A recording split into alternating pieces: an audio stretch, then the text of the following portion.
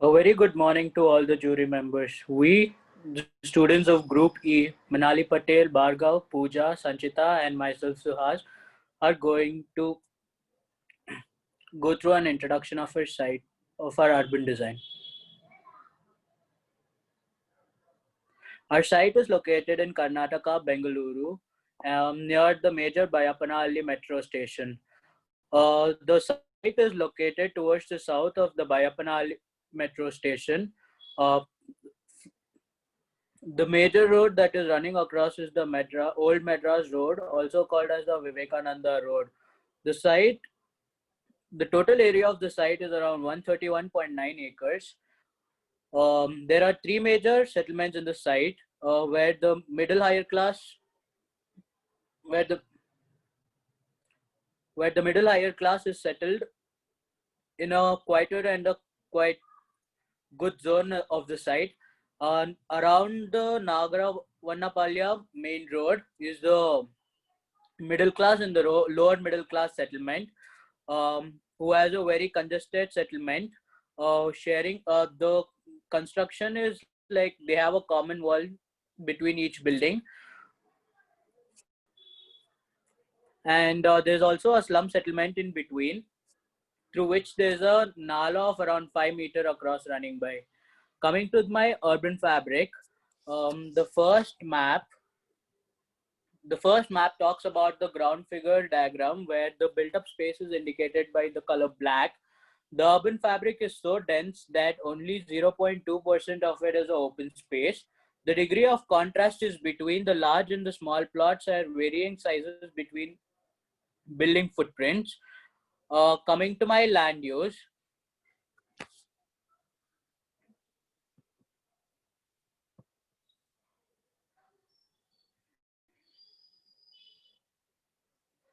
8.16% of the area is a commercial area. 7.68% of the total area is unclassified, and 5.93, which is indicated with dark blue and yellow, is mixed use.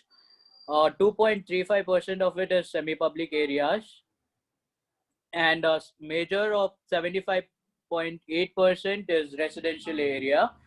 Um, then going to the land ownership map, most of the properties on the site are privately owned. The privately owned sites are indicated with dark purple, and the purple color is the property occupied by the defense, and the lighter shade of purple is indicates the railway lines. Most of the land is privately owned here, and coming to my urban blocks, um, the lighter shade of gray, which seems dominated on the map, indicates the residential belt on the site, and the darker gray is the commercial sector. The footprint of the block varies from 353 meters to 1,400 meters.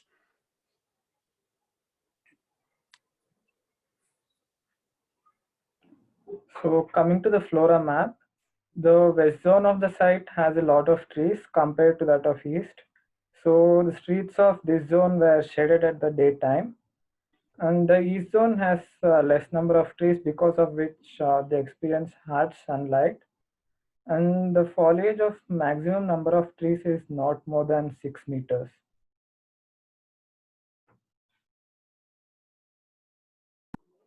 So coming to the services and infrastructure details of the site, the electricity is provided by the BESCOM, the CV Raman Nagar branch. There is no differentiation between the electrical and light pole. The approximate distance that was observed in the site between the poles are 12 meters to 15 meters.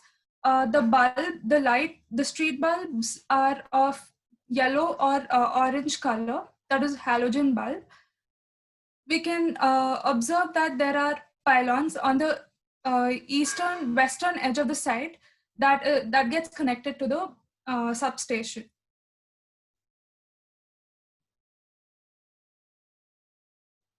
Looking at the water supply and sewage map, The water table of the area is around 4,400 feet. BWSSB Tipasandra is the board that supplies water to the whole area. Vartur Road gets water alternate days, that is from 7 a.m. to 2 p.m. And Nagavarapalia Main Road, that area gets water twice a week, that is from 12 p.m. to 6 p.m. We can observe that in the lower in middle class area, there are public water taps and public drinking water supplies that has been provided.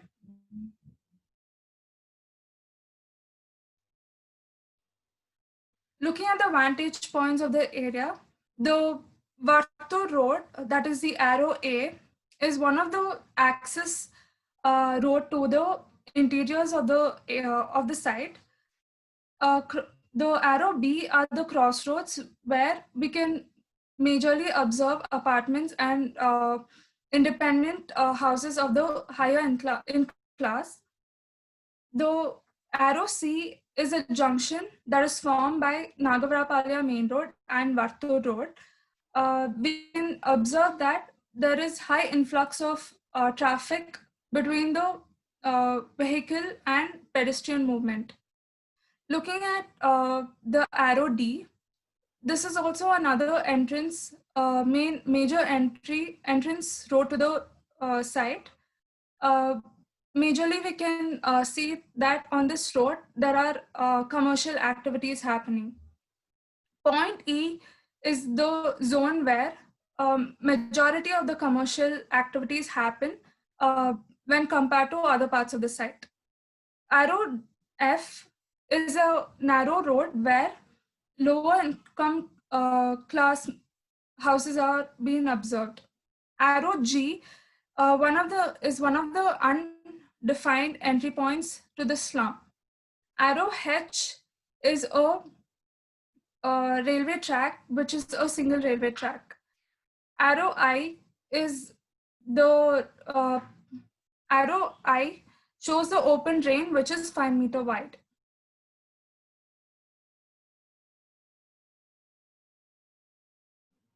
So coming to the traffic density, so the traffic density is higher at the peak time. Normally, that's between 7 to 8 p.m. It is more at the junctions and decreases as it goes away from the junction. Least traffic is seen in the afternoon, that is from 12 to 1 p.m. Coming to vehicular movement, all kinds of vehicles pass through Old Madras Road and Vartur Road, except there is no bus route in Nagavarapalia Main Road. And the road connecting Vartur Road and Nagavarapalia Main Road is only used by two-wheelers because of its small width. And coming to parking, so there are 3 bus stops in the main road, and there is an auto parking near Gopalan Cinemas, and the four-wheeler and two-wheeler parking is informal. So, and also the two-wheeler parkings are seen on the pedestrians.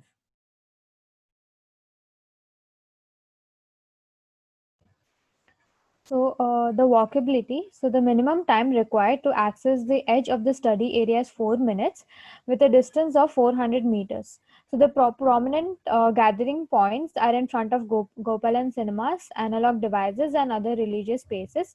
So this section clearly shows one of the gathering point in front of Analog Devices.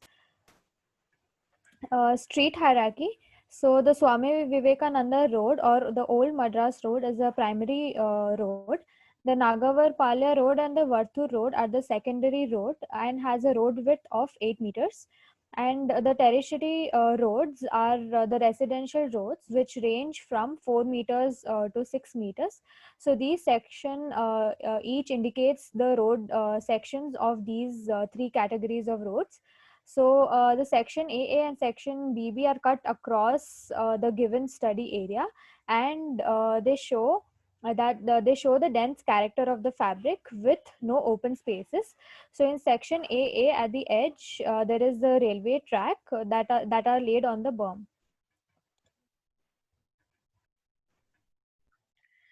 So as a part of our research and analysis, we conducted a survey to understand the characteristics of the buildings, the materials used, the population residing there, their occupation, ethnicity, and so on. The data and analysis of the build structure and their typologies are displayed here. Starting with building materials, the parcels consisted of 3 types of user groups mainly. That's the commercial, residential with middle class and low income housing, and the slums. So based on these user groups, it was noticed that the commercial buildings used composite materials. Middle class and low income housing mainly used concrete structures for apartment buildings, and smaller houses had brick materials used. Few houses even had exposed hollow clays and clay tiles for roofing. The third category, being the slums, had temporary sheets or tarpaulins used for tents. Moving to the next category, which is building typology. Uh, as already mentioned, there are 2 main categories, being residential and commercial. The old Madras Road facing buildings are all commercial, and the Nagwara Palya Road, being a very busy street, also has a mixed use of commercial and residential buildings. All the buildings towards the center are only residential. The next category is building heights. We mostly found about 5 variations in the heights of the building. The lowest being G+1 and the highest being G+6. It can be noticed that the height of the building decreases from west to east, that is from the left to the right. Most of the commercial buildings towards the old Madras Road had the height of G+6. All independent houses varied with heights of G+1 to G+3. Other buildings with heights above G+3 were mostly for corporate or apartment buildings. Moving on to the next category, which is demographic study. The demographic study was mainly done based on the survey we conducted in this parcel. The survey data has been shown in the sheet graphically. All the details have been displayed. Through this survey, it has been noticed that a majority of people belonging to this parcel are basically Hindus, and their age group differs between 21 to 55 years. Most of the plots or the flats over here are owned, and the majority income group belongs to 50 to 75,000. This is for the corporate employees, and about 10,000 to 30,000. This is for the service staffs. The families living here are nuclear families. So the typology of housing is varies from 1 BHK to 3 BHK mostly. The ethnicity of the people here are mainly from Karnataka, Andhra Pradesh, and northeastern parts of India. And people tend to stay here only for less than 5 years. And the people who are localites over here are mainly Kannada and Telugu speaking.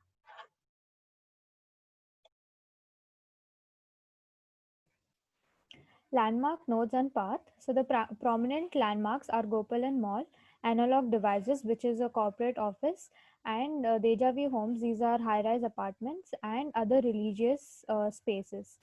So the major path of the fabric intersect to form the nodes. So these are the images of the major landmarks across the study area.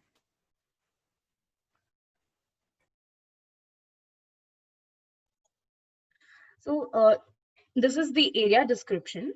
The parcel gets its characters mainly based on the network roads passing through and by them.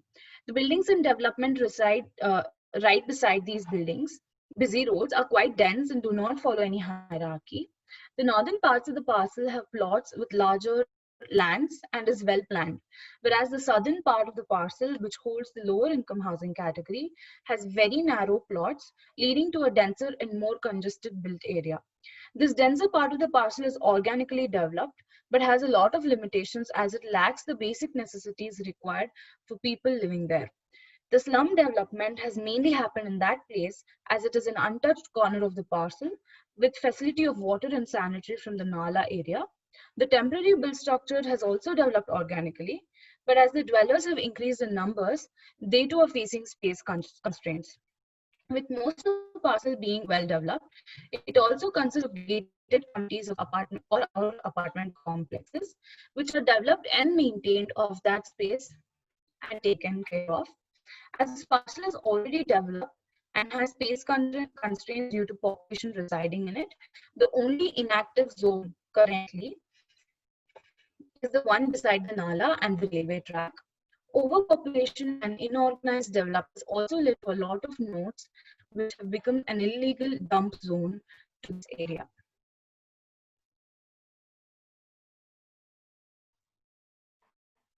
So looking at the issues that are in this area, the nodes are formed on a major road networks, that is Swami Vivekananda Road, Nagavarapalia Main Road, and the Vartu Road. We can see high influx of vehicular traffic at these nodes. Nagavarapalia Main Road, being a narrow street, does not have a defined pedestrian pathway and vehicular pathway. Uh, and looking at the railway track, this acts as a barrier between on either side of the railway track, which causes a major concentration of traffic on the Nagavarapalia main road. Cul-de-sacs are formed on the eastern part of the site, which can be a space for antisocial elements. There's a development of slum because it's an untouched parcel of the area. And looking at the structure plan, uh, the vehicular node, pedestrian movement along the major road network, that is the Swami Vivekananda Road, Nagavarapalia Main Road, and the Vartur Road. Nagavarapalia Main Road needs to be decongested because of its narrower pedestrian size. The edges beside the railway track is inactive. So the zone has to be physically connected by providing social activities that we are proposing. And further, the slum is also being redeveloped as it is currently unfit for a healthy living.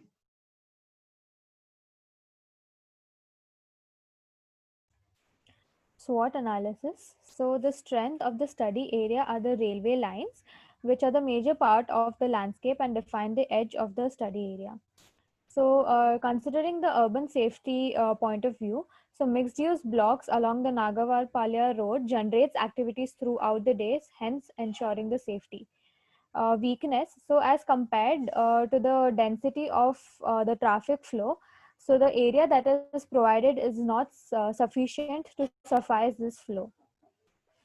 Opportunity, so the maximum to maximize the potential of the canal as a key asset to the development of urban fabric, which is along the slum and the railway track. So the threat of the study area are the pedestrian along the Nagarupalia road, because these are encroached by the shops, and hence forcing the pedestrians to come on the street, which causes threat to their life. So this is a graphical representation of the SWOT.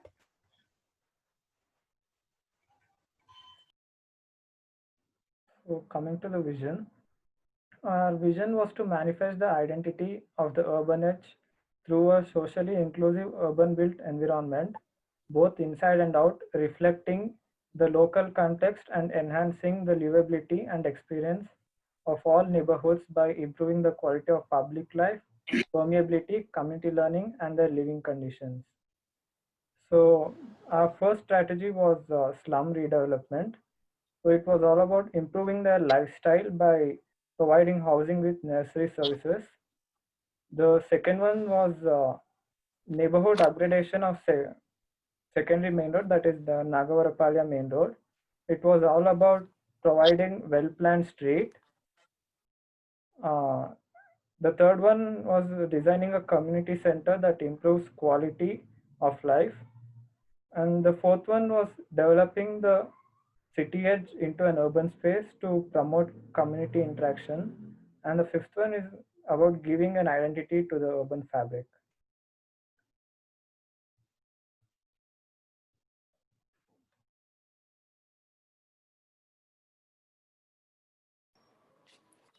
So with all the visions developed, we came up with this final master plan, where at point one is designed by Pooja, where she designs a urban street pocket, because the major chunk developed is here is the residential. There's not much of entertainment, so she's bringing in a plaza there.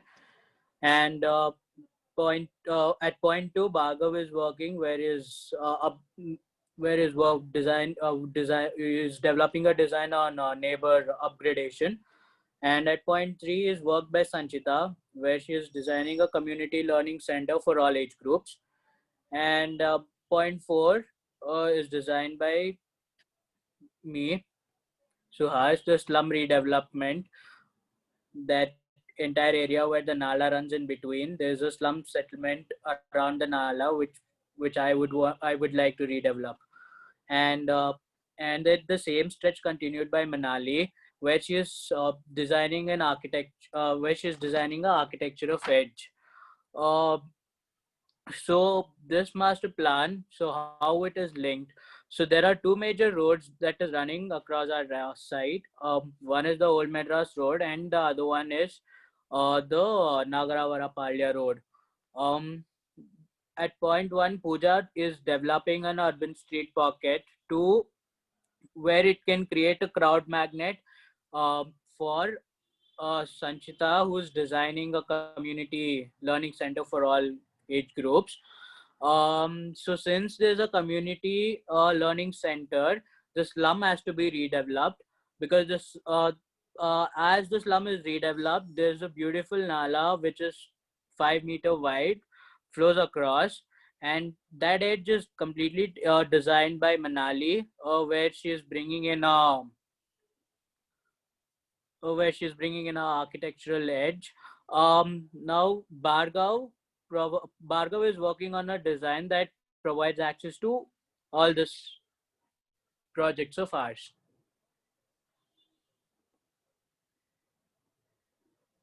Thank you.